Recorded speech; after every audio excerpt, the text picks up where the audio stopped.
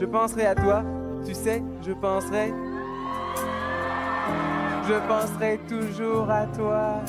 Et même si nous sommes loin l'un de l'autre, tu sais, tu es toujours dans mon cœur. Et là, tu resteras toujours, toujours là, jusqu'à ce que nous nous retrouvions un jour. Je penserai à toi, encore et encore. Toi, toi. Je prierai pour toi, je prierai pour toi de tout mon cœur. Je prierai pour que tous tes espoirs et tous tes rêves, même les plus chers et les plus profonds, se réalisent un jour. Et s'il devait y avoir de la pluie, je sais, au fond de mon cœur, que le soleil brillera à nouveau, parce que je prierai toujours pour toi. Oh, oh. Et si jamais, par exemple, lors de l'utilisation de l'application, tu rencontres des problèmes, alors ne les laisse jamais t'abattre. Souviens-toi encore, rappelle-toi bien, souviens-toi que la force de Dieu, cette force qui ne faiblit jamais, est toujours là, présente, tout autour de toi, à chaque moment, dans chaque souffle, veillant sur toi. Oh. Et j'espère que tes lendemains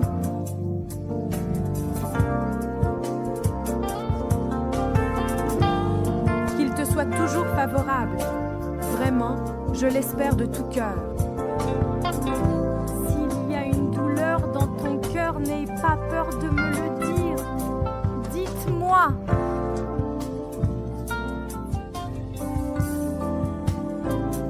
Je penserai à toi chaque jour, à chaque instant où tu me manqueras, et je garderai toujours une pensée pour toi, peu importe où je serai.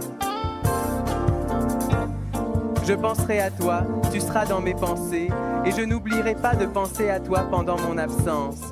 Et lorsque le moment sera venu pour moi de revenir, quand je rentrerai enfin, eh bien j'aimerais vraiment, sincèrement, avoir l'occasion de te revoir, mon ami, de te retrouver et de te voir à nouveau. Oh! Je prierai pour toi, sincèrement, de tout mon cœur, chaque jour. Kobe, je prierai sincèrement pour toi. Courage à toi. Ouais, je te chercherai, je te chercherai, je te chercherai. Parce que, tu sais, je veux vraiment, tu sais, juste être avec toi. Et je penserai à toi, ouais, et je penserai à toi. Je penserai à toi, ouais, et je penserai à toi. Oh. Tu sais, honnêtement, je n'arrive pas à te sortir de ma tête. Je pense à toi tout le temps. Eh bien, je pense à toi. Je penserai à toi. Écoute, je n'arrive pas à te sortir de ma tête, vraiment. Moi aussi. Je continue de penser à toi tout le temps. Je pense à toi. Kobe, je penserai à toi. Et Becky, Rebecca, je vais... Je n'arrive pas à te sortir de ma tête. Je pense à toi, oui, je penserai toujours à toi. Oh, eh bien... Je n'arrive pas à te sortir de ma tête. Moi aussi. Je continue de penser à toi tout le temps. Je pense à toi, oui, je penserai à toi. Je n'arrive pas à te sortir de ma tête. Je continuerai toujours de penser à toi tout le temps. Je pense à toi, vraiment. Je penserai encore à toi. Je n'arrive vraiment pas à te sortir de ma tête. Moi aussi. Je continue de penser à toi, penser à toi, penser à toi tout le temps. Je penserai à toi.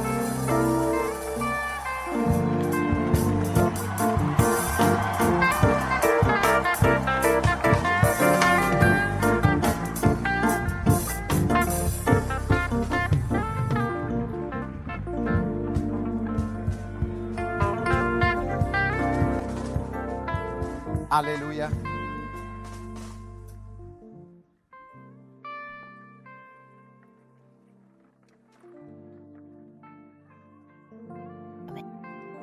Bonjour à vous.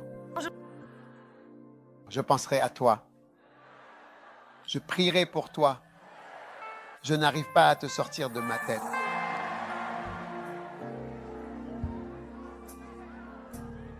Je t'avais dit que c'était de l'amour. Je te l'avais dit. N'est-ce pas? Oui. Je n'arrive pas à te sortir de ma tête. Je pense à toi tout le temps. Oui.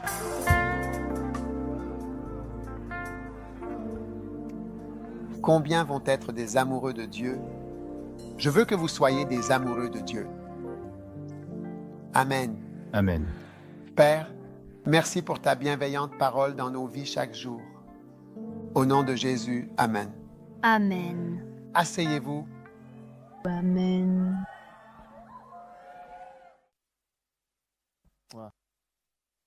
Romains 12, 1.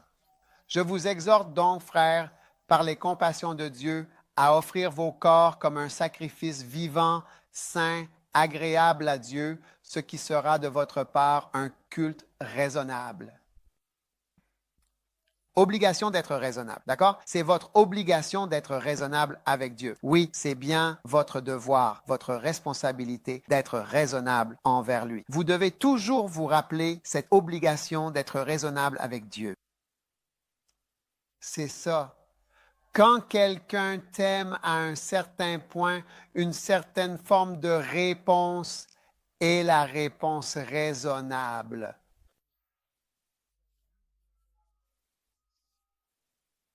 Et je vous dirais que la seule réponse raisonnable pour quelqu'un qui vous donne sa vie, d'accord, c'est de lui donner la vôtre en retour.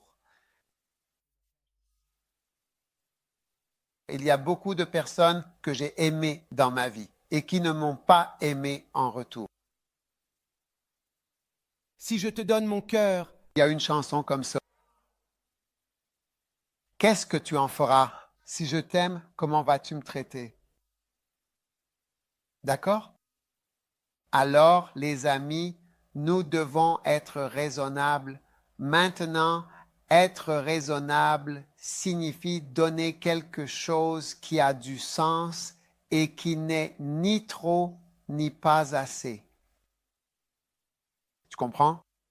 Ce que Dieu a véritablement fait pour nous, c'est vraiment extrême. Il a donné son Fils, son unique et précieux Fils. Tu vois? À mesure que tu continues de grandir, tu comprends mieux certains versets. Par exemple, quand j'étais plus jeune et que je lisais la Bible, j'ai vu, il y avait une femme qui a amené son enfant au Seigneur et a dit, « Mon Seigneur, mon enfant souffre d'épilepsie ou de convulsions, cela arrive. » Puis une autre est venue, Jairus est venu avec sa fille, un centurion est venu avec son serviteur. Je n'ai compris toutes ces histoires que lorsque j'ai eu des enfants. Quand j'ai eu des enfants, j'ai compris pourquoi les gens amènent leurs enfants. D'accord. Et même lors d'une croisade, tu vois que finalement, le problème des gens, ce sont les enfants qu'ils ont. Tu ne pourrais pas vraiment comprendre cela. Alors, pour que Dieu ait un Fils unique, Amen. et qu'il accepte de livrer son Fils unique pour venir mourir d'une mort cruelle entre les mains de personnes qui sont véritablement méchantes. Mesdames et messieurs, il doit y avoir une réponse raisonnable. D'accord? Donc, la Bible dit ceci. Présentez vos corps comme un sacrifice vivant, saint et agréable à Dieu, ce qui est votre service raisonnable. Ainsi, ton corps doit véritablement être présenté. N'est-ce pas? Maintenant, ton corps, ou bien ta chair, est en fait une valise sauvage. Une valise, oui, dans laquelle être, Mon Dieu, à cause de la façon dont il est, mais Dieu veut que tu présentes en offrande ton corps, n'est-ce pas, comme un sacrifice vivant et souffrant qui ne meurt jamais jusqu'à la fin. Parce que lorsque tu es jeune, tu auras certains désirs. Quand tu grandis, tes désirs seront toujours là. Ils peuvent être modifiés et d'autres nouveaux apparaîtront. Et Dieu veut que vous soyez saints et ensuite acceptables à Dieu, comme si votre vie était acceptable à Dieu. Donc, les chrétiens doivent être prêts à se sacrifier. Se sacrifier signifie souffrir. Il n'y a pas de christianisme raisonnable sans un sacrifice raisonnable. En réalité, maintenant, parce que le sacrifice n'est tout simplement pas enseigné, il n'y a pas de puissance dans l'Église. Sans vous sacrifier, il n'y aura pas de puissance, absolument aucune puissance. Lorsqu'un sacrifice est fait, cela élève la prédication et le ministère à un autre niveau, car se sacrifier est un acte spirituel. Quand tu es plus jeune, la plupart de tes sacrifices concernent ton corps, notamment à cause des désirs personnels. Oui, tu as beaucoup de désirs sexuels et de désirs d'amour en tant que fille. Comme si tu pensais que tu durerais, mais ce n'est pas la dernière fois. Quand tu te maries, tu te rends compte que tu n'as pas tant de désirs sexuels. Oui, quand tu n'es pas marié et que tu n'as jamais eu de relation sexuelle, tu crois en avoir envie. Mais après t'être marié, tu réalises qu'en fait, tu voulais juste de l'amour, de la sécurité ou autre chose. C'était comme une malédiction que tu suivais pour avoir un homme. Tu comprends? Oui. Mais ce n'est pas le sexe que tu recherches. Tu peux demander à toutes les femmes mariées si elles désirent encore avoir des relations sexuelles. Nous en avons à l'église beaucoup. Les années passent, ils n'ont même plus de relations sexuelles. Ne vous laissez pas tromper, oh frères. Oui. Et les sœurs aussi. Mais tu te rends bien clairement compte qu'à force d'aller de garçon en garçon, d'amour en amour, finalement, à la toute fin, tu es véritablement devenu un misérable fornicateur. Donc, tu dois présenter ton corps et souffrir. Maintenant, je veux te dire que sans souffrir en tant que chrétien et sans te maîtriser toi-même, tu ne peux absolument pas offrir à Dieu un service qui soit véritablement raisonnable. Ce n'est vraiment pas raisonnable. Servir Dieu en vérité sans souffrir, c'est déraisonnable. Il doit y avoir de la souffrance. Si je venais vers toi avec beaucoup d'amour et que par amour je t'offrais, tu sais, une partie de mon temps et que tu n'es pas prêt à m'accorder le moindre moment, alors ce n'est pas raisonnable parce que tu n'as pas, toi, je veux dire, tout ce que je t'ai donné, tu ne m'en as même pas rendu un peu. Et ce que Dieu nous a donné, c'est un sacrifice. Alors tu dois aussi venir avec une certaine part de sacrifice. Donc je te le dis, tu sais, le christianisme commence quand on est jeune et ce que tu fais au début t'accompagnera tout au long de ta vie chrétienne. Si tu laisses ta chair, d'accord, faire tout ce qu'elle veut, si tu laisses ton corps faire ce qu'il veut, malheureusement, il y a un aspect très malheureux de la chair que les gens ne réalisent pas vraiment. La chair est quelque chose qui en vient à développer des goûts pour certaines choses. Et ces goûts-là sont difficiles à perdre une fois qu'ils sont développés. Je vais te donner un exemple. Comme la nourriture. Quand tu rencontres un homme blanc et qu'il te donne sa nourriture sans sel, sans piment, c'est pour lui la meilleure nourriture, sans sauce tomate, sans aucun piment, aucune épice, rien. C'est ça, sa bonne nourriture. Quand tu présentes ta nourriture avec ton bankou, eux, ils n'en ont jamais vu. Tu arrives avec ton fouffu, ils n'en ont jamais vu non plus. Une nourriture qu'on bat avant de la manger. Oui. C'est la toute première fois, en fait, que cela va être dégusté. Oui. Ils n'ont jamais vu ta soupe d'arachide ni ta sauce de noix de palme. Ils ne peuvent même pas imaginer ta soupe ogbono. Oui. La soupe ogbono. Et quoi d'autre? Egusi. Edi Kanko. Ils ne peuvent pas. Mais je vous assure, je vous le dis sincèrement, je connais une sœur. Elle a voyagé. Et pendant tout ce temps-là, du début de son voyage jusqu'à son retour, elle n'a rien mangé. Pas une seule bouchée, simplement parce qu'il n'y avait pas de bankou, il n'y avait pas de gombo, rien de tout cela. Elle ne supporte pas le pain, elle ne supporte pas le thé, elle ne supporte aucun riz. Non, non, non, non, non, non. Sandwich. Non, des sandwichs, et alors? Et quand tu prends l'avion, tu te rends compte qu'on te sert la nourriture comme un homme blanc mange. C'est comme ça que la nourriture est servie dans un avion. Oui. Maintenant, fais ton propre avion et sers ta propre nourriture. Fais juste ton avion, sers ta nourriture, tu comprends?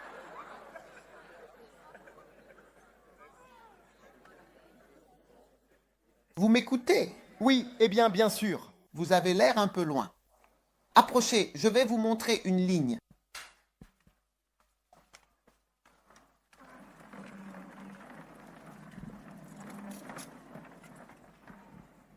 Gloire à Dieu.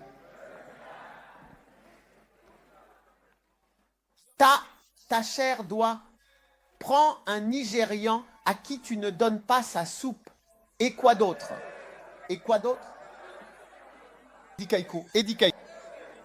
Un quoi? Ewedu. Ewedu? Quoi? Begui. Begiri. Begiri. Tu as développé le goût pour ça depuis l'enfance, depuis que tu es tout jeune. Et tu sais, ça, ce n'est vraiment absolument pas un péché. Et ça, tu vas rester avec ça jusqu'à ta mort. Ce n'est pas facile, vraiment pas facile de s'en débarrasser. On peut t'emmener en Amérique, Alaska, en Californie. Et pourtant, tu diras, hey, tout ce que je veux, c'est mon... Seigneur, j'ai besoin de mon... Avec de l'amala. Avec de l'amala.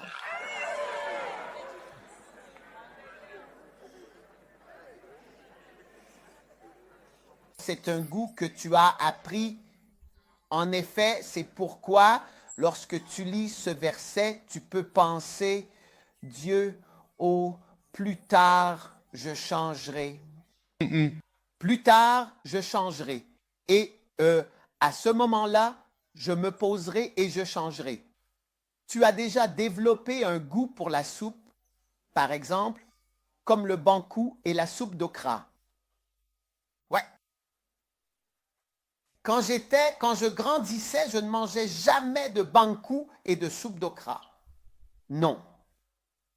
Parce que mon père ne mangeait vraiment rien de ce genre. Je connaissais plutôt le ragoût d'okra, le ragoût d'okra. Oui, pas la soupe d'okra. Oui. Donc, quand j'ai grandi et vu ça partout, j'ai dit, qu'est-ce que c'est? Et j'ai vu que c'était le plat merveilleux de quelqu'un. Préféré. Préféré. Oui. Et quand je le vois, je ne peux pas en manger. Amen. Peu importe à quel point j'ai faim, quand je le vois, je ne peux pas en manger. Je regarde puis dis, je suis rassasié. Parce que ma chair a déjà développé ses goûts en moi-même. Oui. Et quand je mentionne certains plats, ici, vous ne savez pas ce que c'est. Non. Oui. Si je le dis maintenant, vous ne saurez pas ce que c'est, en fait. Je ne vais pas en citer. Oh. La bénédiction de Dieu. Juste une? Juste. Oui. Vous écoutez? Oui, bien sûr, vraiment. Ma chair a déjà vraiment développé le goût. Donc maintenant, ce n'est qu'un des appétits de votre chair et il n'y a pas beaucoup. Si tu as un appétit de manger beaucoup, beaucoup, beaucoup, vraiment beaucoup, cet appétit du goût, de simplement vouloir manger tout ce que tu peux, chaque fois que tu en as l'occasion, cela pourrait te rendre gros plus tard et tu auras alors beaucoup, beaucoup de mal à réduire. C'est l'un de tes appétits. L'autre appétit dangereux, c'est le sexe. Oui, bien sûr. Si tu développes, écoute, je suis en train de te parler. Si tu développes le goût pour la masturbation, te masturber le matin, te masturber le soir, te masturber tout le temps, tu es en train de développer peu à peu un goût pour quelque chose Tu découvriras un peu plus tard que ta chair a appris quelque chose qu'elle connaît bien, auquel elle est véritablement habituée et qu'elle aime sincèrement. Tu vois donc que cette chose peut en réalité te suivre tout au long de ta vie ainsi que de ton ministère. Et tu te demanderas d'où cela vient-il? Parce que lorsque Dieu t'a dit, alors que tu étais jeune, présente ton corps comme un sacrifice vivant, c'est-à-dire présente ton corps pour souffrir, tu dis aucune souffrance dans ma vie. Aucune souffrance dans ma vie. Tu ne veux pas du tout souffrir dans ta vie, mais cela va vraiment te coûter cher. Celle-ci n'est qu'une petite chose comparée aux autres difficultés auxquelles tu seras confronté plus tard. Je te le dis, quand tu rencontres quelqu'un qui n'a aucun goût pour la masturbation et que tu rencontres quelqu'un qui en a le goût, tu pourrais penser que l'un ne vient pas de cette terre et que l'autre en vient. Mais la seule différence, c'est que celui-ci ne l'a pas développé. Il n'a pas essayé et réessayé, donc il ne sait pas. Il ne voit pas cela comme quelque chose d'agréable. Même si une personne doit aller à l'hôpital pour se masturber, parfois il faut le faire pour produire un échantillon de sperme. Oui, donc si quelqu'un doit même faire cela, tu verras que la personne aura du mal à y arriver. Il ne sait pas comment faire et c'est tout. Ce n'est pas quelque chose qu'on fait facilement, c'est quelque chose d'important. Donc c'est comme deux personnes différentes, mais l'une, quand on lui dit de présenter son corps, c'est comme « Oh, moi, je suis sage, je sais ce que je fais, donc c'est dans la Bible que ce n'est pas mal. Donc bon, si ce n'est pas dans la Bible, alors peu importe. » Donc tu fais ce que tu veux, tu développes alors un goût pour le porno. Si tu n'apprends pas à présenter ton corps, c'est-à-dire à souffrir, je veux dire un sacrifice. Quand je dis présente ton corps à Dieu. Non, présente ton corps comme un sacrifice, ce qui signifie souffrir. Comme si on te coupait et que tu criais « Ah, ça me fait mal, ça me fait mal. » C'est ce qu'on attend de toi. Ne pense pas que le mariage va enlever cette chose en toi. Il ne le fera pas. En réalité, le mariage, en général, n'efface pas vraiment ses envies. Tu dois développer un goût différent. Donc cela ne l'asséchera pas du tout. Oui. Alors, c'est maintenant le moment où Dieu dit, présente ton corps et vis à l'intérieur. Traverse la souffrance pour éliminer la pornographie de ta vie personnelle. Je ne sais pas si tu comprends le message que je prêche. Oui. Ne pense pas que, oh, eh bien, la pornographie n'est pas dans la Bible. Et ceci, et cela, et encore ceci, et un ou deux, et ainsi de suite. Ce n'est pas une bonne façon de penser. Ce n'est pas une bonne façon de penser. Tu dois penser différemment. Et tu dois savoir que tu as développé le goût pour quelque chose au point que tu dois même le regarder juste pour te sentir normal. Est-ce que tu comprends ce que je dis? Pourquoi es-tu devenu silencieux? Non, je ne comprends pas.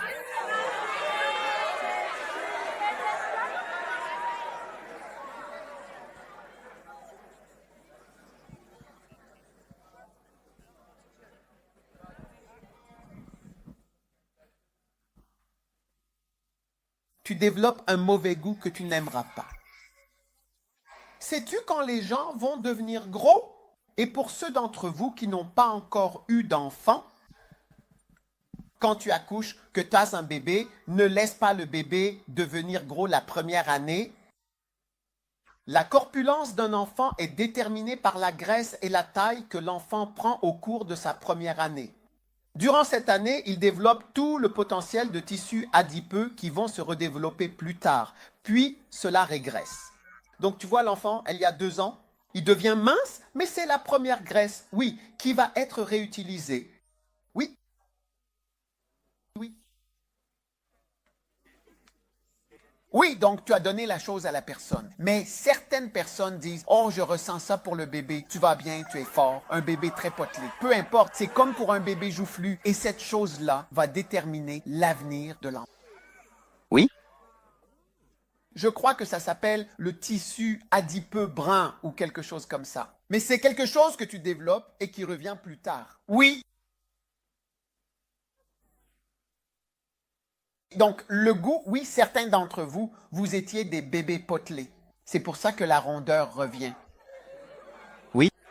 Si tu regardes ta photo de bébé, tu verras que tu étais un bébé énorme. Ta mère pensait que Charlie, elle nourrissait ses bébés pour qu'ils soient en pleine forme, sans savoir qu'elle chargeait l'enfant pour des mégawatts futurs.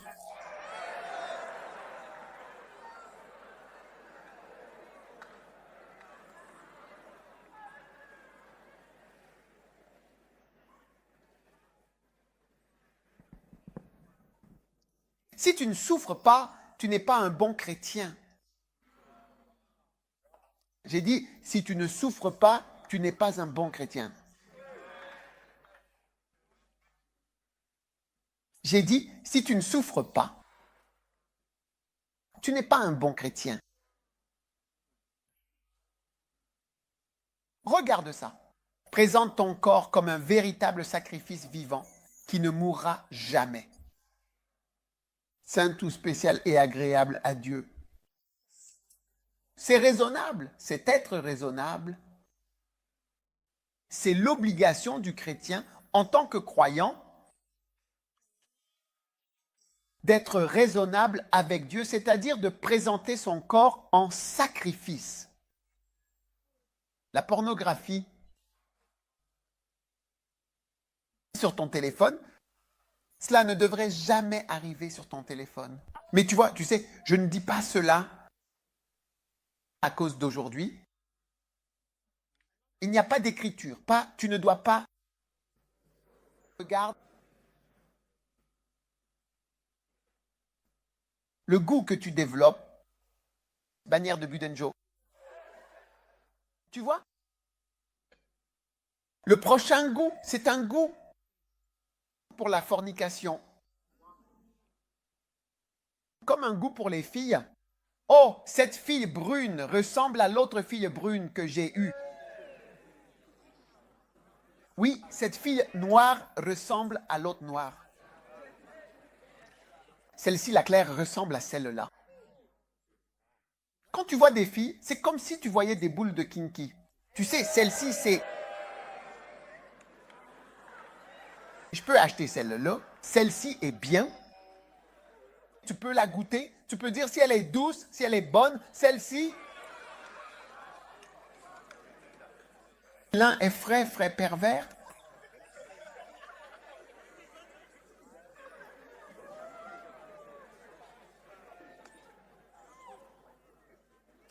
Ce n'est pas une bonne chose. Je te dis, tu pourrais penser que tu fais juste tourner les filles et que tu te balades comme si tu étais le jockey champion en ville, passant de fille en fille. Mais quand tout est fini, tu te rends compte que tu as maintenant développé un goût. Quand tu vois quelque chose bouger dans un croquis, tes papilles gustatives s'activent.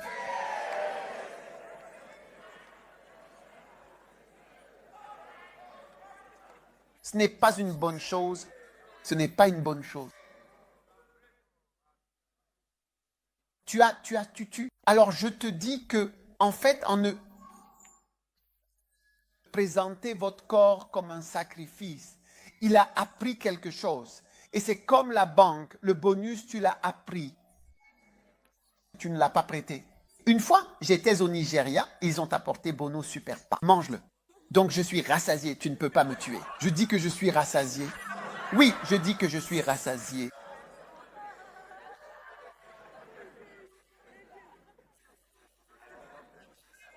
Je n'ai pas développé ce test, je n'ai pas développé ce test. Oui. Et tu as développé le goût que lorsque tu vois quelqu'un marcher dans le quartier, toute fille,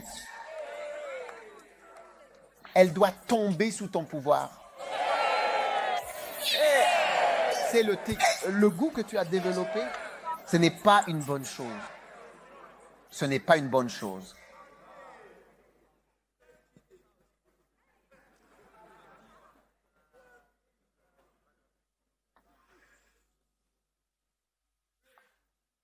Si tu es une fille et que tu commences peut-être à développer un goût pour les garçons,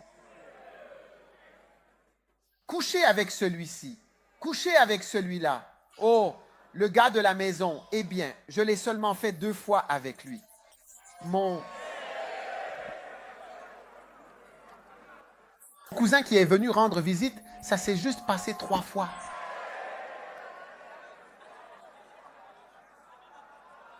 Hein? Le baba.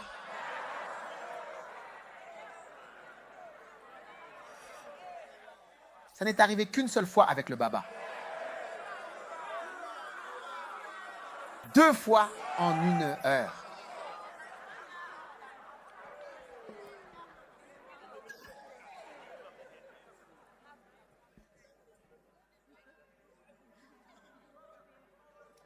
La plupart de tes cousins, la sœur de ta mère pensait qu'elle amenait ses enfants chez les enfants de sa sœur et les a laissés là sans savoir que tu étais là.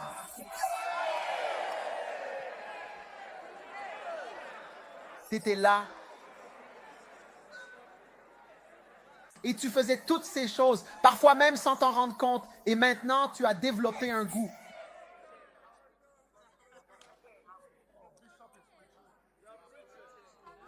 Et je te dis que ce n'est pas juste, comment tu appelles ça? Oh, c'est le goût. Tu vois, essaye de te souvenir de ce que je dis. C'est le goût de la soupe ogbono. Tu vois quand tu la vois. Mais quelqu'un d'autre va la voir et dire, ah, c'est quoi ça? Je suis rassasié. Ah, ah. Donc, il y a 2 types de garçons. L'un va regarder ça et dire, je suis rassasié. L'autre va regarder et dire, ouh. Une autre personne passe, dira, qu'est-ce que tu regardes? Alors, présente ton corps. Apprends-le. Les filles, quand vous devenez légères, vous avez très souvent, presque toujours, l'habitude de vous allonger un peu partout. Oui, vraiment, s'allonger partout, sans hésiter, sans aucune hésitation, absolument partout. Ici un peu, là un peu. Un avortement ici et on continue là-bas. Oui. Un jour, j'ai demandé à un pasteur, j'ai dit, « Pasteur, quel est ton plus grand problème dans ton mariage? » J'ai dit, quel est ton plus grand problème dans ton mariage? Vous êtes tous devenus silencieux. Quel est ton plus grand problème dans ton mariage? Il m'a dit, je n'ai qu'un seul problème. J'ai demandé, quel est-ce? Il a répondu, chaque fois que je voyage, je ne suis pas sûr que ma femme me soit fidèle. J'ai demandé pourquoi. Il a dit, parce que c'est comme ça qu'elle était avant qu'on se marie et que je la rejoigne. Tu comprends tu saisis le rythme? Tu ne comprends pas? Voilà mon problème. Quand je voyage, je ne suis pas sûr. Il y en a et il y a des gens comme ça. Tu ne peux jamais savoir quand tu pars. C'est tout. Ouais. Si tu es comme ça, tu vas avoir un problème. Tu vas coucher avec la réceptionniste à ton lieu de travail. Tu vas coucher avec les secrétaires. Tu vas coucher avec les professeurs. Tu vas coucher avec tes tantes. Elles viendront toutes habillées en pagne. Chacune d'entre elles portera un pagne, vêtements qu'elles auront choisis pour se présenter devant toi. Tu les verras arriver vêtus de ce tissu particulier, le pagne, qui recouvrira leur corps. Leur arrivée se fera ainsi, toutes portant ce même vêtement, le pagne, symbole de leur tenue du moment. Lorsque tu seras face à elles, tu constateras qu'elles sont toutes habillées en pagne. Et c'est à toi qu'il reviendra de les déshabiller. Tu enlèveras le pagne qu'elle... Elle a dit, mon mari, où qu'il soit, que ce soit avec nos filles, ça revient. Mais c'est ressorti plus tard parce qu'après un certain temps, toutes ces choses sont sorties. Donc après, pour arrêter ça, alors, mais je ne veux pas faire ça. Je le faisais encore, arrête ça au nom de Jésus. Amen. Mais je le dis encore, puis il recommence. Alors, lors du dernier entretien, j'ai dit à la sœur, tu dois soit accepter que c'est comme ça que ton ex-mari agit. Voilà, Il peut, en effet, coucher avec absolument n'importe qui. Ce sont les seules options, parce que c'est la réalité. Et comment se marier dans ce cas-là? Donc maintenant, au cas où il reviendrait avec le VIH ou autre chose, il faut penser aux médicaments anti-VIH, etc. Tu utilises ce traitement pendant un certain temps, donc ta mort sera un peu retardée. Ce sont les seules possibilités que tu as? Ou alors tu quittes le mariage et à un certain moment, il n'est pas facile de quitter le mariage.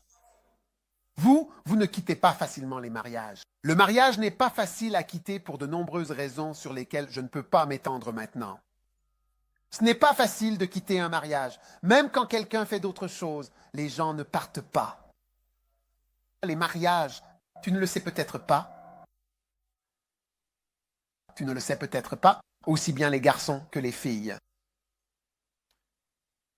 Donc je te le dis, si tu penses que le christianisme n'implique pas de souffrance, c'est que tu es nouveau dans le christianisme.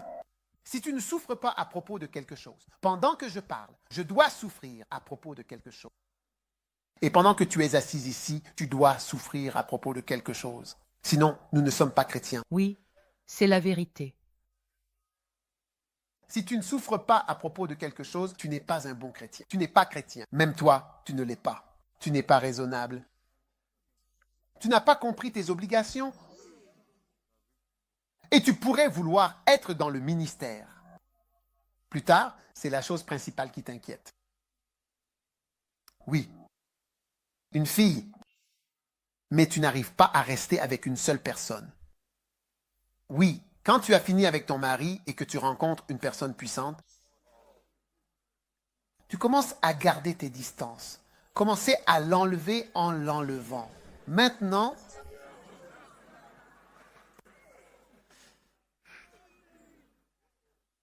ce que je dis te semble fantastique. Je parle de goût. Alors, justement, tu vois. Un autre goût. Tu vois, ce sont nos organes. Je parle du corps. Ce corps est vraiment, je ne veux peut-être pas dire bizarre parce que Dieu l'a créé, mais il est vraiment complexe. Sur une mâchoire de lapin. Ouais. L'anus, il faut faire attention avec l'anus. Il faut faire attention avec l'anus.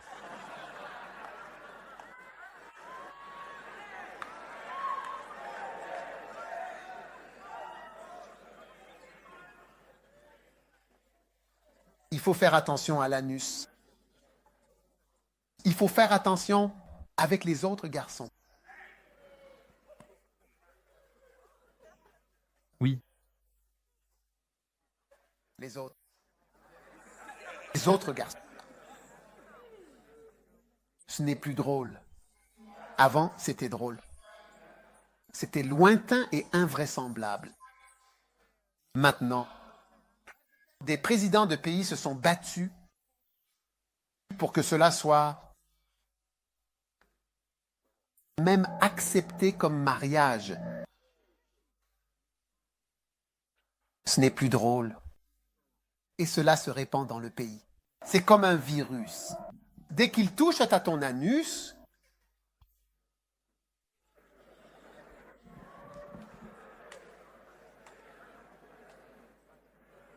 dès que tu touches à ton anus, c'est comme, si tu n'y fais pas attention, tu ne t'en remettras jamais jusqu'à ta mort. Oui, ne plaisante pas avec ça. Ne plaisante pas avec ton corps est vraiment très particulier, je te le dis, c'est sans aucun doute une chair tout à fait particulière. Si tu ne décides pas de façon consciente qu'il doit y avoir de la souffrance, alors tu n'as pas vraiment compris le christianisme. À ce stade, tu pourrais penser « Ah, je ne suis qu'un ou deux » ou « Il y a un autre niveau ». Tu te marieras, quand tu te marieras, tu verras. Dès que tu te maries, tu auras l'impression d'avoir vécu ensemble pendant des années, dès les 3 premiers jours, comme si vous aviez toujours été ensemble. Cela arrive presque naturellement parce que Dieu a créé l'homme et la femme pour être ensemble. Donc ce n'est pas du tout inhabituel. Dès que tu vois cela, il te semblera même plus normal de vivre avec un homme si tu es une fille ou de vivre. C'est comme si c'était la chose la plus normale. Parce que mâle et femelle, il les créa, nous avons été créés pour être ensemble et vivre ensemble. Un homme et une femme. C'est l'environnement le plus naturel pour un être humain. Ce n'est pas que garçon avec garçon ou fille avec fille. C'est plus naturel, comme si tu vivais avec un homme ou une femme. C'est tout à fait normal. Dès que tu entres là-dedans, c'est comme, est-ce que nous, comme si on avait tous été ici depuis longtemps, on te dira, oui, mais tu viens juste de commencer. Mais c'est ton destin éternel, si tu es une fille, de vivre avec un homme. Et si tu es un garçon, de vivre avec une femme. Oui. C'est ça. Donc, le mystère et l'attirance particulière disparaîtront comme de la vapeur. Puis d'autres choses arrivent. Oh, j'ai besoin de ma masturbation. Oui. Oh, j'ai besoin de ma pornographie. Oh, j'ai encore besoin de mon anus. Et Oh, j'ai besoin de mes autres filles. Et. J'ai l'habitude d'autres filles, donc j'ai besoin de mes autres garçons. J'ai besoin de ça comme... Toutes ces choses vont commencer à... c'est ça. Donc, je le dis vraiment pour dire que tu dois te battre maintenant, pour souffrir maintenant. Droite, voilà. Oui.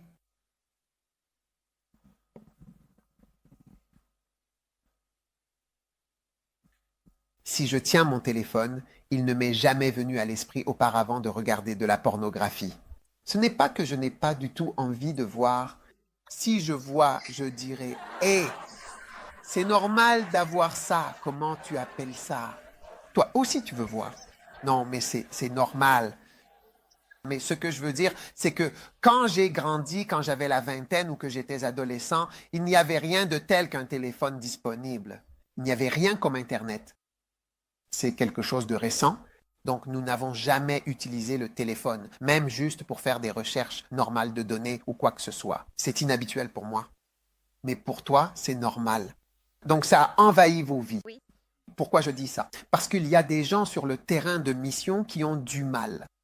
Il y a des gens qui essaient d'être pasteurs, mais luttent. Ils essaient de diriger une église où il y a des femmes. Ils n'y arrivent pas, habitués à ce que chaque fille à qui ils parlent, il faut qu'ils fassent quelque chose. Oui. Un gars a dit, si 7 jours passent et que je ne l'ai pas eu, alors je suis en retard.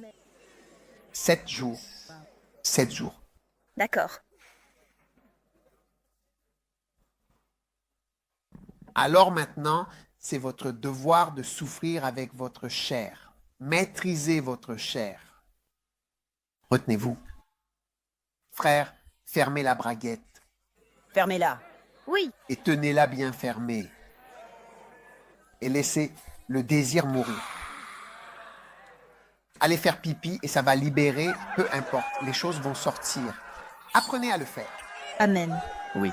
Et. Regarde. Oui. Oui.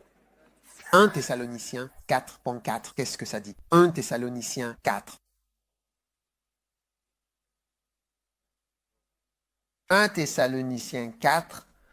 Que chacun de vous sache posséder son corps dans la sainteté et l'honneur. Chacun devrait savoir comment le faire par lui-même. Par exemple, comment peux-tu t'empêcher de tomber? C'est une capacité personnelle. C'est vrai. C'est un cheminement personnel qui prend du temps. Un frère, je discutais avec lui, j'essayais de l'aider à arrêter la masturbation. Il a dit, au moins 2 fois par jour, je dois me masturber, quoi qu'il arrive. Matin, soir, matin, soir, matin, soir. Je fais ça depuis des années. Et puis il se marie et continue. Tu as des rapports avec ta femme, mais tu dois aussi te masturber toute ta vie. Arrête ça! Donc, tu dois apprendre à sécher le corps de la soupe d'Agbono, ce goût qui t'attire tant. Quand je vois des gens vendre du bankou ou autre, en fait, je ne sais même pas où on en vend parce que je ne sais pas comment le manger. Quand je le vois, ça n'a pas l'air appétissant. En fait, ça me paraît dégoûtant. Ça peut être ton plat préféré. Excuse-moi, je suis désolé, je ne veux rien dire de mal sur ta nourriture, mais je veux juste que tu le saches parce qu'on me l'a prêté.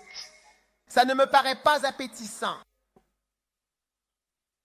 Frères, certains d'entre vous, voyez-vous, vous êtes habitués aux filles qui viennent en exhibant leur poitrine avec du rouge à lèvres rouge et un certain style, le visage serré. La culture varie, c'est ce à quoi vous êtes habitués. C'est agréable pour toi. Mais il y a beaucoup de gens pour qui ce n'est pas agréable. Au contraire, c'est rebutant. C'est-à-dire, c'est comme un autre festin qui peut être très offensant pour quelqu'un, mais pour une autre personne, c'est la chose la plus délicieuse qui soit. Quand on voit le rouge à lèvres avec quelques poitrines qui s'avancent dans le silence. Dois-je conclure si je pars?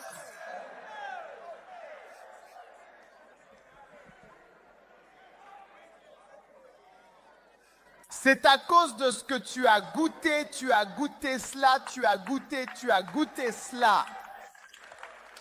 Donc il y a tout simplement, écoute, il n'y a pas d'autre moyen d'entrer dans un service raisonnable que par le sacrifice, ou l'autre mot, si tu veux, c'est la souffrance. Désolé. Si tu es une fille qui fait toujours des câlins à tout le monde en dormant, c'est ce que tu fais. Il n'y a pas d'autre solution que d'arrêter simplement. Évêque, comment pouvons-nous reconnaître cela? La dernière fois, je suis allé chez cet homme avec un gros, je me suis assise dans sa petite Toyota Corolla. Nous sommes partis. Il s'est passé quelque chose, de toute façon. Puis à ce moment, un autre homme est venu me chercher d'où? Et il l'a suivi pour gaspiller. Et puis il y a eu quelque chose d'heureux qu'ils ont fait. Je suis désolé, et puis à un moment donné, donc arrête parce que les gens venaient juste me chercher. Ils venaient de me chercher, comment fais-tu, docteur? Arrête, juste, arrête.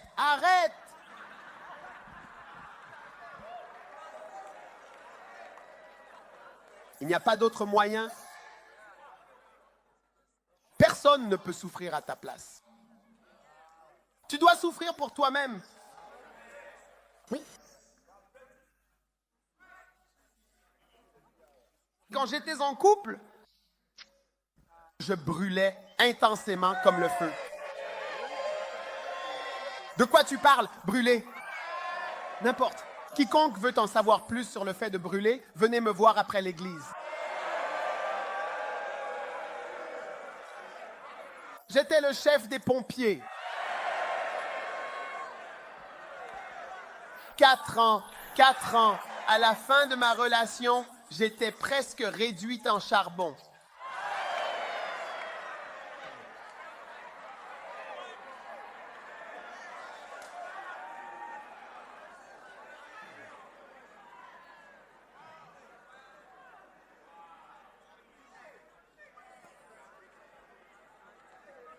Et oppression, œil pour œil, feu pour feu.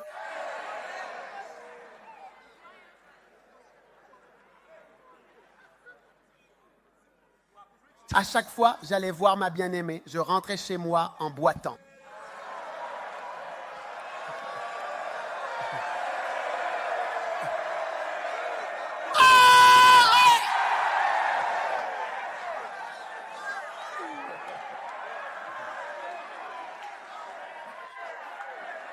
Je boitais jusqu'à la maison. Dès que j'arrivais à la maison, je prenais l'extincteur.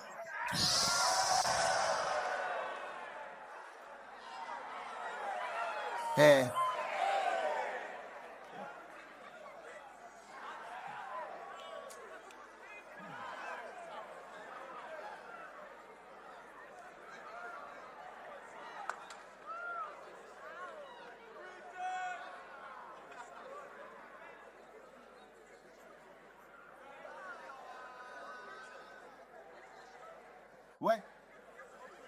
Ouais. Personne ne peut souffrir à ta place. Personne ne peut souffrir à ta place. Si tu ne veux pas souffrir, sois présent.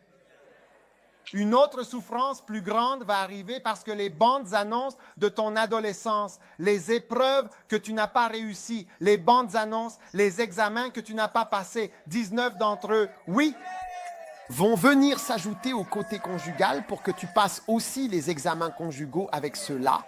Donc les problèmes conjugaux, plus ceux de la jeunesse que tu n'as pas surmontés, ont été transférés à la phase du mariage. Oui. C'est pour ça qu'on voit aujourd'hui des gens lutter comme s'ils étaient des adolescents, d'accord, dans le mariage. Oui. Comment? Oui.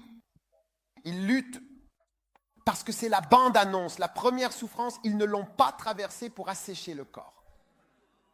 La souffrance fait partie intégrante du fait de suivre le Christ. Oui. C'est une part très importante. Hein? Tu es toujours là.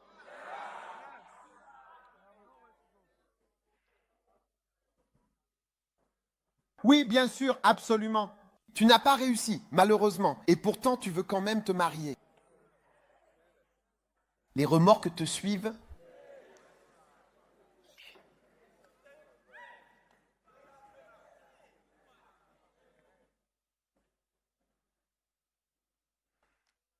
Maintenant, Jésus a dit quelque chose que j'ai vraiment trouvé merveilleux.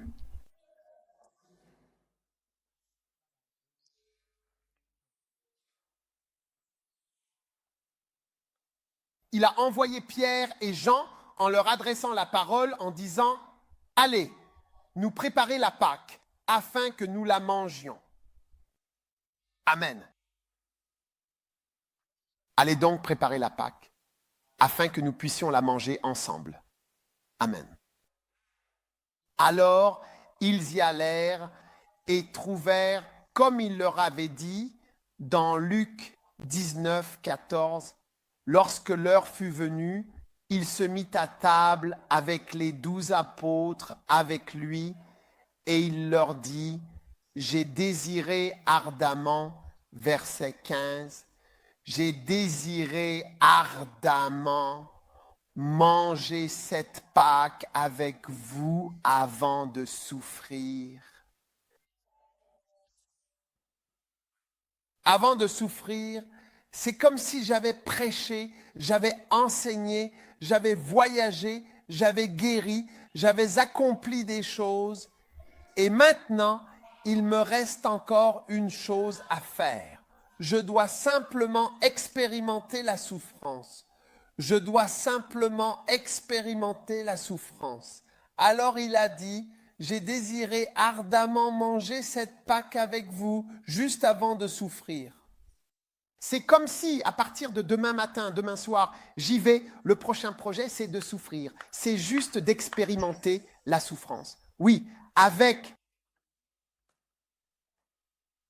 J'ai désiré ardemment manger cette Pâque avec vous avant de souffrir. C'est tout ce que je vais faire à partir de jeudi. Je vais simplement souffrir. Plus de prédication. Je ne vais plus prêcher, ni faire de ministère, ni rien d'autre. Juste personnellement expérimenter la souffrance. Je vais souffrir avant de souffrir. Pas avant de commencer ce projet. Avant que je fasse. Avant, je souffre simplement.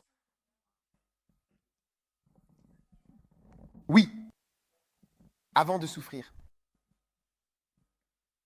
Le christianisme, vous voyez?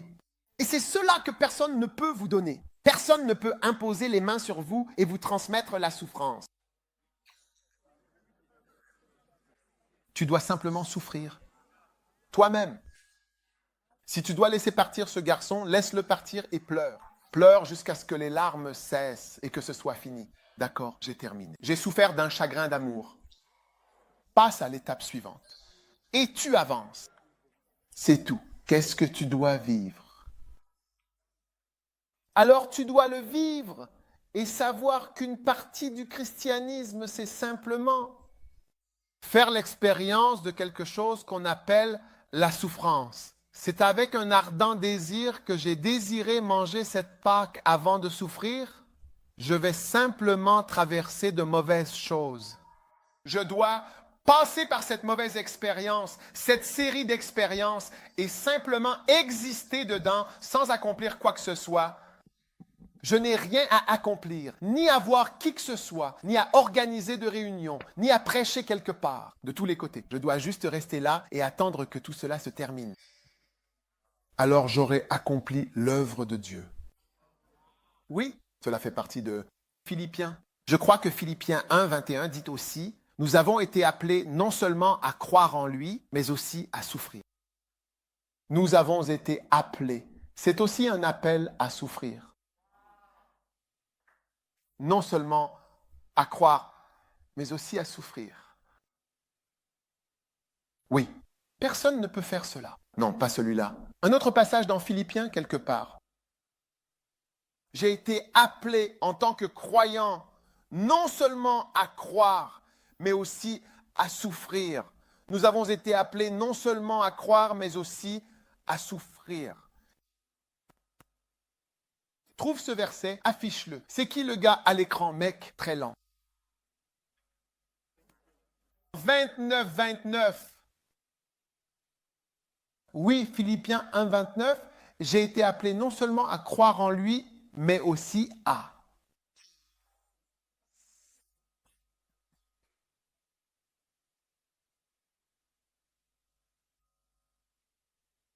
J'ai envie de le mettre dans mon anus, mais non, je ne le ferai pas. Je vais serrer mon anus fort. Je vais le tenir serré.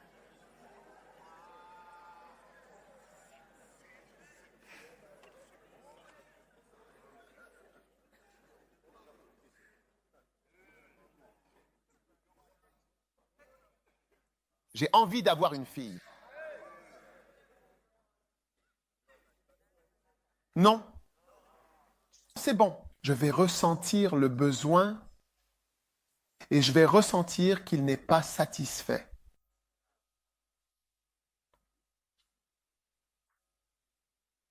J'aurai besoin de réconfort de la part d'un homme pour me réconforter et dire bébé, bébé.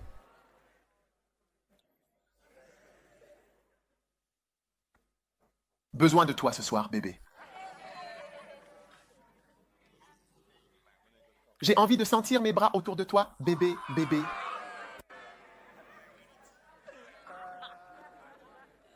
Je viens te chercher.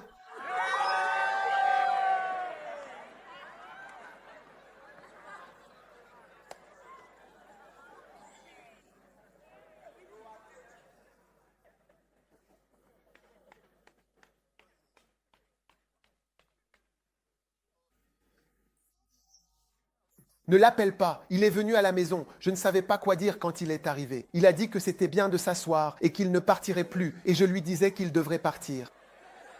Nous étions dans la maison. Il voulait s'asseoir près de moi. J'ai dit non, mais il l'a fait quand même. Et moi, il me touchait. J'ai dit, je n'aime pas ça, mais il a continué. Je n'aime pas ça, je n'aime pas ça. Je ne sais pas pourquoi il faisait ça. Chérie, c'est arrivé. Et...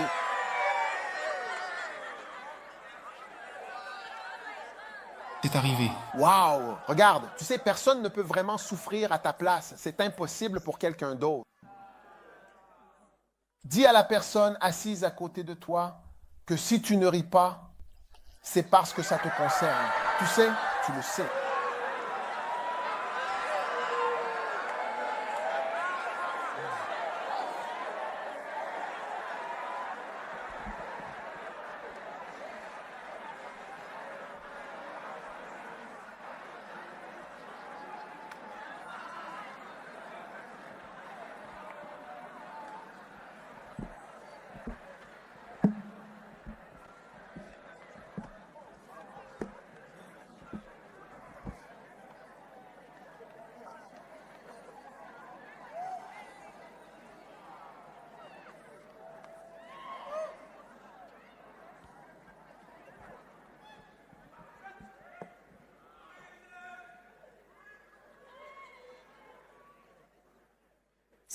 Mais ce sont les amis de mon colocataire. Oui, c'est mon colocataire, ce n'est pas moi. Ce sont les amis de mon colocataire. Quand les amis de mon colocataire viennent, toutes ces choses arrivent. Je t'ai dit que je n'aimais pas ça. Je lui ai dit que je n'aimais pas ça, que je n'étais pas comme ça, je ne veux pas ça. Mais quand ils viennent, ils essaient de m'imposer leurs trucs. Ils ont dit que je ne peux pas. Je suis dans le premier amour. Personne ne peut vraiment souffrir à ta place, Personne ne souffre pour toi. Personne ne peut vraiment, absolument. Personne ne peut souffrir à ta place. Tu dois souffrir. Tu dois souffrir. Et si tu te maries et qu'il y a de la souffrance dans ton mariage, personne ne peut endurer ça pour toi. Tu dois souffrir. Ne viens pas me dire, Oh, Bishop, je n'en peux plus, je n'en peux plus. Oh mon Dieu, je dois sortir de ça. Je veux dire, j'ai épousé un rôle. Comment tu appelles ça? Bishop, comment tu as appelé ça? Gol ou rôle, quelque chose comme ça. Receveur de peu, ça m'est arrivé, Bishop. Je n'en peux plus. Je n'en peux plus. Je n'en peux plus. Je n'en peux vraiment plus. Bishop, les choses que vous prêchez, on dirait que c'est quelque chose de drôle. J'ai réalisé que... Et on pensait que vous plaisantiez, mais vous ne nous avez pas dit que vous ne plaisantiez pas. Mais je vous ai toujours dit que je ne plaisantais pas, n'est-ce pas? N'ai-je pas dit que c'était des choses sérieuses? Ne vous ai-je pas dit que ce n'était pas une blague? Parfois, j'arrête la prédication pour vous dire que tout cela est bien réel. Oui, mais vous ne l'avez pas dit explicitement dans... Je veux dire, quelque chose que nous pourrions vraiment comprendre, implicitement ou explicitement dans ce que vous dites, Bishop. C'est trop réel. Est-ce que je peux avoir l'occasion de parler moi-même aux gens de First Love? Parce que je ne pense pas qu'ils comprennent ce que vous dites. C'est trop réel. C'est trop réel. C'est trop réel. Wallahi.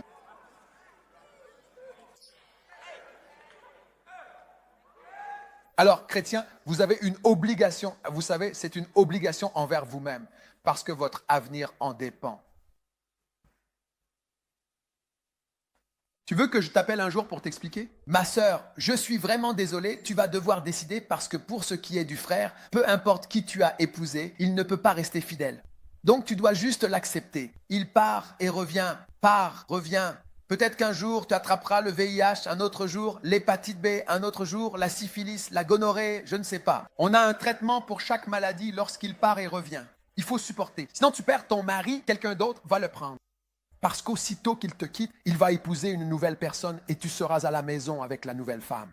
Oh oui. Il y aura une autre femme prête à l'accueillir. Avec toutes ses sécrétions, il dira, oh, pas de problème. Je préfère rester avec lui. Je l'aime, il est gentil. En fait, je l'aime bien, tu sais. Je l'aime bien. Dis à ton voisin, je suis raisonnable. Je vais être raisonnable maintenant. Maintenant. Pourquoi être raisonnable? Parce que Jésus a souffert. Il n'a vraiment pas profité de son temps sur terre. Oh! Oui, il n'en a vraiment pas profité. Je ne veux pas aller sur un champ de mission pour souffrir. Je ne veux pas être missionnaire ou autre. Je veux que mon mari travaille à EcoBank. Je veux que mon mari travaille à Merchant Bank ou ailleurs. Il y a un nouveau type, Ghana International Merchant Bank. Je veux qu'il y travaille. Je ne peux pas aller sur le champ de mission. Qu'est-ce que la Sierra Leone? Ceci, cela. Ou, tu vois, tu n'es pas un chrétien raisonnable.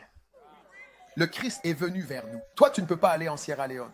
Tu ne peux pas aller dans le nord du Ghana. Oui, mais nos frères d'une autre religion, eux, ils sont là-bas. Partout où nous avons construit une église, tu sais, ils ont construit une de leurs choses à côté. Partout, côte à côte, coude à coude. Nous sommes allés construire. Ils construisent là, ils construisent là, construisent. Oui, côte à côte, partout. C'est comme si cette terre n'était pas pour les chrétiens. Oui, nous ne voulons pas y aller. Nous n'avons que des ministres laïcs et des gens qui s'y rendent de temps en temps. Mais il n'y a personne pour y vivre. Qui va y aller? Parce que nous ne sommes pas. Nous sommes tellement déraisonnables. C'est comme si on livrait le monde aux démons. Oui. Nous sommes tellement déraisonnables en tant que chrétiens. Ah, on se demande même à quoi nous pensons. Vous êtes là ou vous rentrez chez vous? Amen. Oui. Alors, il faut être raisonnable et sois raisonnable avec toi-même. Si tu veux, essaie. Ne le subis pas maintenant. Ça va te suivre toute ta vie. Combien vont se dessécher? Qu'est-ce que tu vas assécher? Combien ont décidé de tuer une ou deux choses? Levez la main si vous avez décidé. Ne pensez pas que je vais vous demander ce que c'est. Levez simplement la main si vous avez décidé. Et de ce côté-ci. Waouh! D'accord. Je ne vous demanderai pas, donc pas de problème. Merci infiniment. Merci. Ensuite, être chrétien implique l'obligation de devenir enseignant.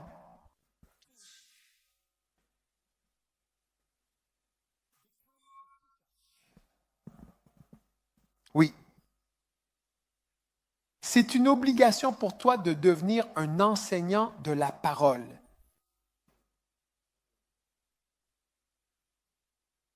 Maintenant, il est dit, en effet, alors que vous devriez être des maîtres depuis longtemps, vous avez encore besoin qu'on vous enseigne les premiers rudiments des oracles de Dieu. Hébreux 5, 12. Vous en êtes venus à avoir besoin de lait et non d'une nourriture solide de viande.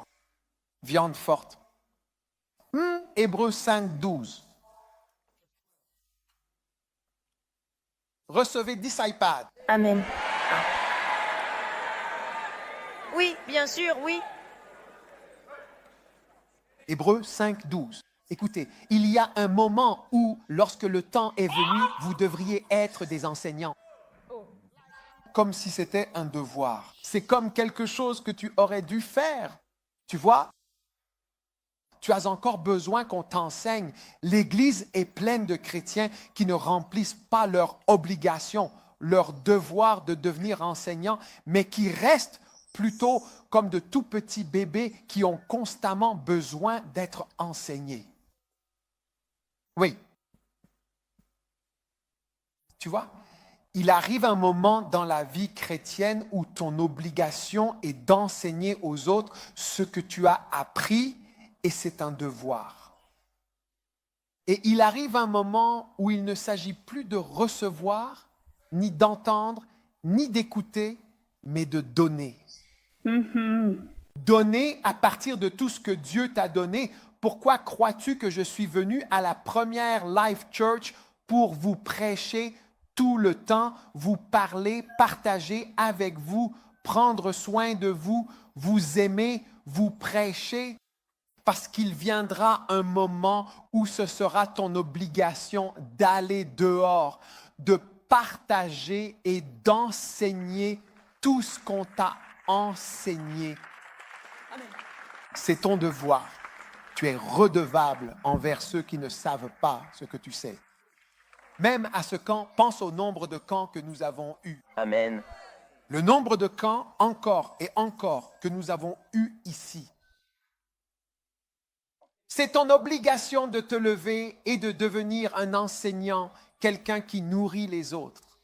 Tu vois, quelqu'un m'a dit, tu veux que tout le monde devienne pasteur? Écoute, en fait, regarde le verset là-bas, lis-le. En effet, alors que vous devriez, compte tenu du temps, être des maîtres, vous avez encore besoin qu'on vous enseigne les premiers principes des oracles de Dieu. Vous en êtes venus à avoir besoin de lait et non d'une nourriture solide, de la viande. En d'autres termes, il arrive un moment où tu devrais être un enseignant. Tu devrais l'être. Tu devrais l'être. Tu devrais enseigner. Tu devrais enseigner, mais tu luttes avec la pornographie. Oh oui, oh. Tu devrais l'être, mais tu as déjà du mal avant. Si tu as du mal avec le plaisir, tu ne peux pas être pasteur. Beaucoup de membres des églises chrétiennes sont des filles. Oh oui, ce sont les filles qui croient en premier. Elles sont les premières à venir. Ton église va commencer et de plus en plus de filles viendront. Tu ne peux pas te contrôler, toi. Tu t'égares tout de suite. Et les membres de l'église sont pleins d'amour et d'admiration pour leur pasteur. Ils aiment leur pasteur.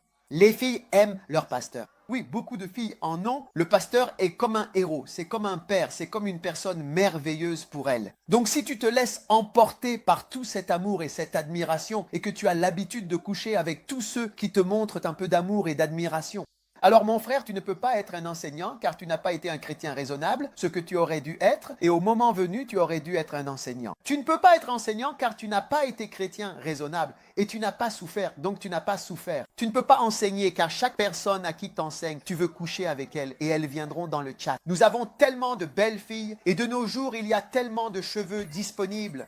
Toute personne qui est même moyennement belle est passée à 80 belles.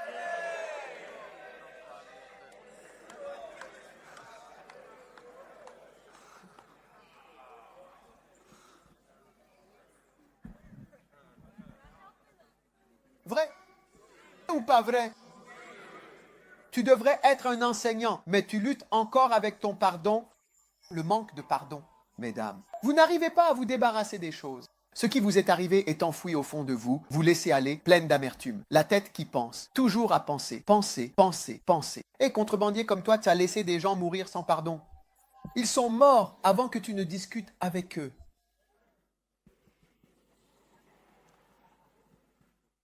Oui, tu devrais être un enseignant, mais tu luttes avec les choses chrétiennes de base. Ce n'est pas une bonne idée. Ce n'est pas une bonne idée. Vous devez décider que mon obligation est à un moment donné de donner. Et ce moment est arrivé. Le moment est venu de donner. Le moment est venu de recevoir. Chacun d'entre vous devrait savoir que vous pouvez enseigner. Vous devez le faire. Vous avez beaucoup appris. Vous avez beaucoup appris. Vraiment, vous devez transmettre quelque chose. Pensez à tous les messages que vous avez entendus. Hein? Des messages sur des messages. Vous avez tout un Macan, tout le podcast Pomano, les réunions de camp du sermon du dimanche. Et, Amen, service de transmission de la sagesse, spécialement conçu pour vous. N'est-il pas temps, à un moment donné, que ce soit vous qui enseignez? Et comment se fait-il que nous ayons encore besoin de l'aide? Vous massez, vous cajolez, essuyez vos larmes, luttez avec certaines choses auxquelles vous n'êtes pas prêt à souffrir. Vous n'êtes pas prêt à souffrir. C'est pourquoi nous parlons de doses de bien-aimés dans l'Église. L'une des façons de combattre la chair, vous voyez, quand je dis en premier, tout est ici pour la forme, pour garder votre corps. Chacun devrait savoir comment posséder son propre corps. L'une des façons de combattre la chair est d'avoir des relations ouvertes. Quand votre relation est ouverte, comme tout le monde sait, voici mon bien-aimé. Et c'est, je veux dire, quand je te vois aller là-bas, tu me vois y aller. C'est quelque chose d'ouvert. C'est l'un des moyens de combattre ces choses. Une fois que tout est ouvert, ça assèche la chose. C'est pour cela que nous avons l'ouverture. Donc, voici mon bien-aimé. C'est pourquoi nous le célébrons. Oh, elle a un bien-aimé. Waouh! Il est parti rendre visite à sa bien-aimée. Waouh! Contrairement à, oh, où va-t-il? Je ne sais pas. Il n'a pas été là ces derniers temps. Je l'ai vu ce matin, mais je ne l'ai pas revu. Je l'ai vu hier. Oui, elle n'est pas venue hier soir, je ne sais pas. Mais je vais l'appeler et lui envoyer un message. Quoi de neuf?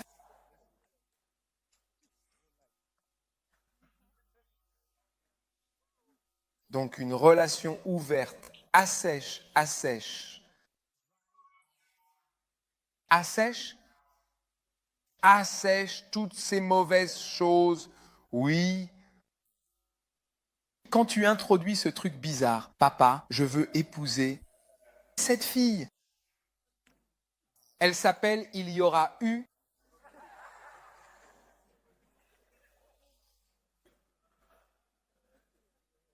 Waouh, tu veux l'épouser? Oui, ouvertement. Papa, je veux épouser ce frère.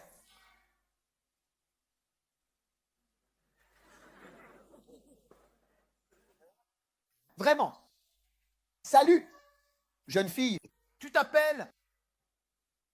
Je m'appelle Mabel. Mabel? Mabel? Oh, d'où viens-tu, Mabel? Je viens de Tanzanie. Oh, tu veux l'épouser? Son frère? Waouh! Et immédiatement, c'est ouvert. C'est l'une des façons de tuer toutes les mauvaises choses. Certains d'entre vous, vos fornications et ainsi de suite. Rappelez-vous, c'était silencieux. Personne ne savait, n'est-ce pas? Quand tu es sorti, tu t'es essuyé les lèvres comme si de rien n'était. Oui.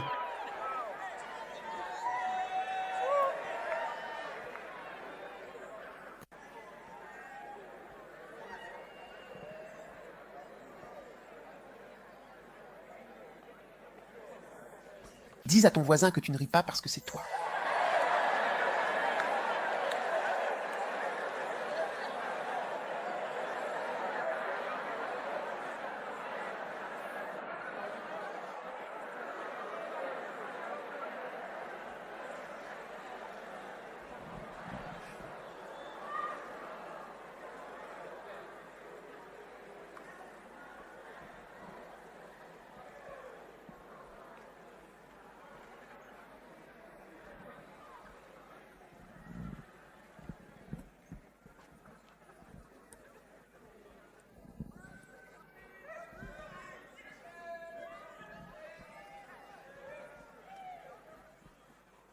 t'écoute. D'accord. Donc je vous enseigne afin que vous deveniez des enseignants. Chacun d'entre vous. Oui. Vous tous. Vous voulez devenir enseignants. Prédicateurs. Ceux qui expliquent les choses. Saviez-vous que même quand les gens finissent le WASI et qu'ils vont à l'université, n'est-ce pas? Parfois, ils ne vont même pas à l'université et ils deviennent enseignants? Oui, tu te demandes ce qu'ils enseignent, mais ils deviennent enseignants.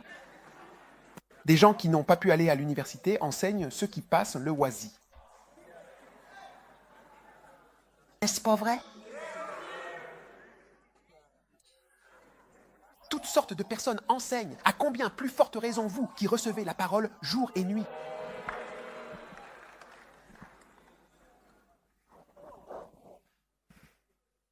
Vous devez devenir pasteur. Oui, vous le devez. Ce n'est pas une question d'appel, vous le devez.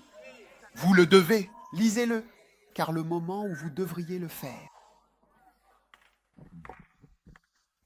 Certaines personnes vont avoir des enfants anormaux qui ne parleront pas, ou peut-être ne marcheront pas. Je dis que c'est terrible pour vous de voir ce que cela fait. Quand au moment où vous devriez marcher, vous ne marchez pas. Au moment où vous devriez parler, vous n'avez pas parlé. Voici votre enfant qui ne parle pas. Accueille-le ou accueille-la. Afin que ce soit un signe pour toi et que tu comprennes. Qu'est-ce que cela fait quand Dieu s'attend à ce que tu te lèves et que tu parles? Mais tu ne parleras pas. Dieu te le montrera à travers un enfant. Regarde cet enfant qui ne parle pas, c'est toi. Tu ne prêcherais pas, tu ne parlerais pas si je ne prêchais pas, si je n'enseignais pas. Regarde autour de toi. Tout le ministère est terminé. Il n'y a plus rien, rien. Et je serai là à récolter les louanges des hommes.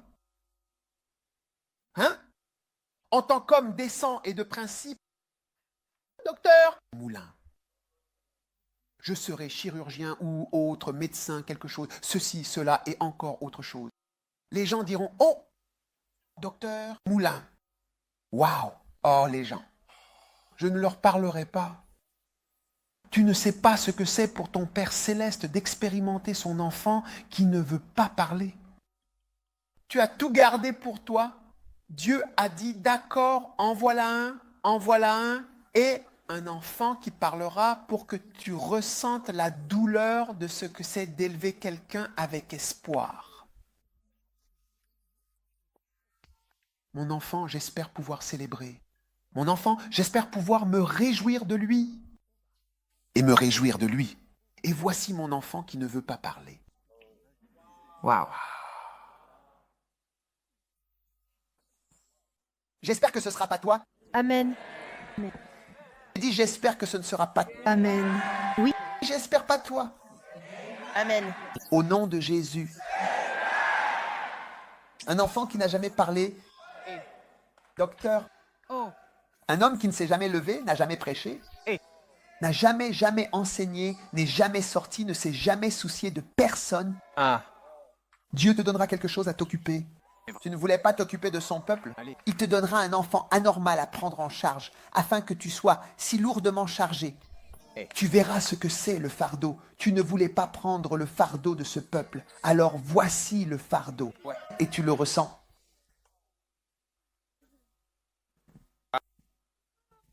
Il a dit, parce que tu as versé le sang de mes saints, je te donnerai du sang à boire. Même. En général, ta punition est liée à quelque chose.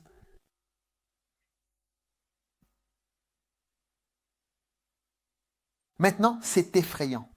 J'ai dit, c'est effrayant. C'est vraiment effrayant. C'est effrayant d'être quelqu'un de qui on attend qu'il enseigne. Tu n'enseignes pas. Maintenant, j'attends de toi que tu enseignes. Dieu s'attend à ce que tu enseignes. Mets de côté ces problèmes de première année, d'adolescent et toutes ces choses pour lesquelles tu veux souffrir et mets-toi au travail et souffre. Mets tout ça de côté. Dis-toi, maintenant je dois souffrir. Je suis seulement. Serre les dents alors. Jusqu'à la fin. Amen. Alors, C'est ça. Amen. fais l'œuvre de Dieu. Ne t'arrête pas tant que tu n'en as pas fait assez. Amen. Levez-vous tous, levez-vous tous.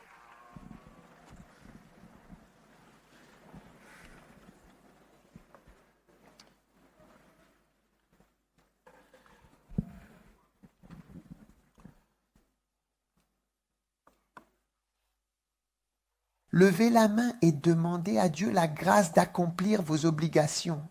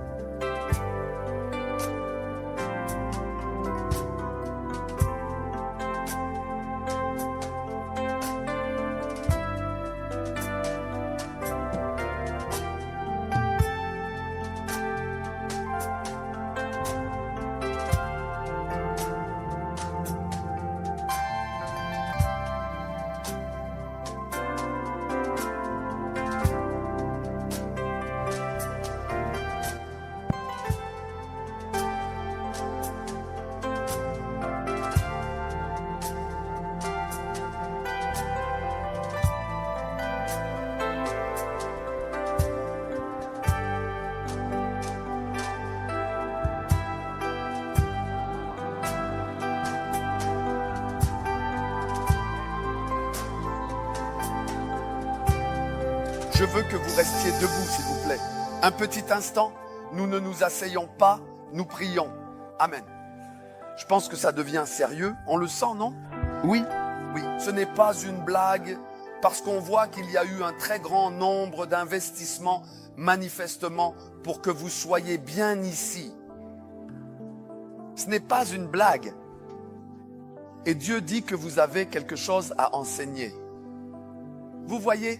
Oui, tu as quelque chose à enseigner à quelqu'un. Je demandais ça à quelqu'un qui avait déjà participé à 6 camps. Tu vois? Et parfois, je pense que nous n'avons pas eu l'état d'esprit que nous avons une quelconque obligation. Tu vois? Tu sais? Au contraire, on a vraiment l'impression que c'est notre droit d'avoir des camps. Comme si nous, l'évêque nous doit ça. Que si après 4 mois, il n'y a pas de camp, cela veut dire que l'évêque ne nous conduit pas bien. Mais en tant que bon pasteur, il doit organiser des camps avec nous. Il a l'obligation de nous enseigner. Mais tu peux voir que les choses sont en train de changer maintenant. Que toi aussi, parce que depuis le moment où il aurait dû être un enseignant. Alors, quand est-ce ce moment? Posons-nous la question. Quand est-ce le moment de devenir enseignant? Le moment de devenir enseignant, c'est quand tu as été enseigné.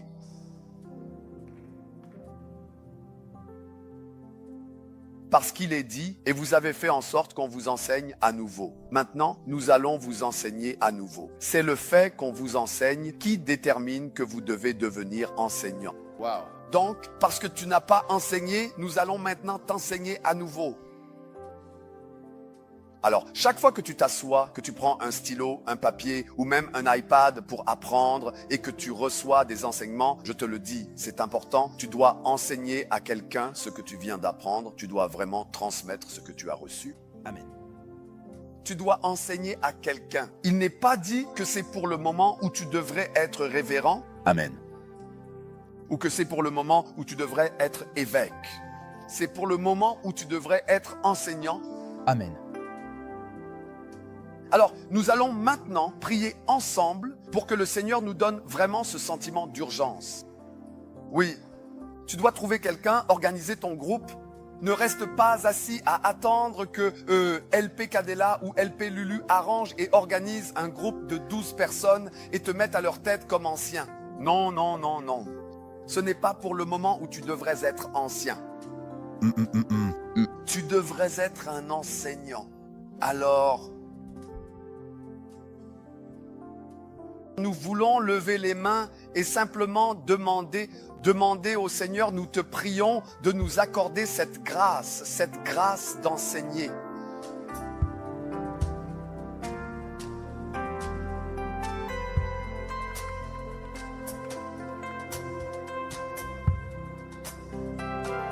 Enseigner. Seigneur, donne-moi la grâce d'enseigner, encore d'enseigner. Au nom de Jésus, Amen. Nous allons faire une pause de 5 minutes, puis nous reviendrons. Alors, prenez le temps de circuler tranquillement dans la salle pendant ces 5 minutes, puis nous reviendrons ensemble. Que Dieu vous bénisse.